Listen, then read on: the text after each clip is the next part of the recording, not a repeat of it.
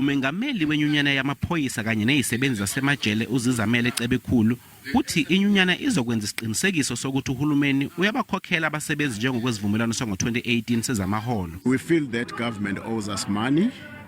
And we are not employed by the court, we are employed by them. If they think that through the constitutional decision, court decision, they can walk away from that agreement, I think they make a big mistake. Ethula inkulumo yokweseka uMike Shingange wekhosathu uthe uhulumeni wenza isibonelo esibi kwabanye abaqashi. Every union has had an experience where the employer have reneged from the collective bargaining, because that's what we want in 2020.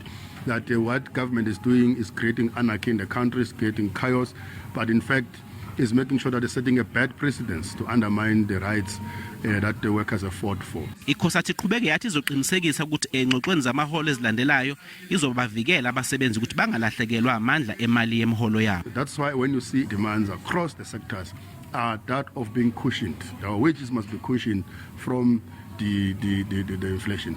I-POPCRU iqhubeke yathi selehlile kakhulu izinga lomnotho kwabasebenzi bakaRhulumente njengoba kunyuke intela kaphethilolo, eyokudla kanye neye-transport.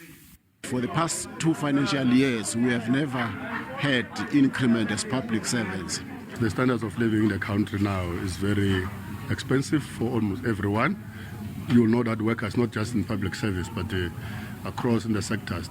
Inyunyana ye-POPCRU ithi uma seyiphuma kulomhlangano izophuma nesiqiniseko sokuthi izoyanini kwisiteleka sikakhukhulela ngoqo. But amongst things that we have adopted as in different provincial congresses is that we'll be going on the street. Vele Mseni Mthiane wezindaba ze-SABC ngibika ngiseGoli.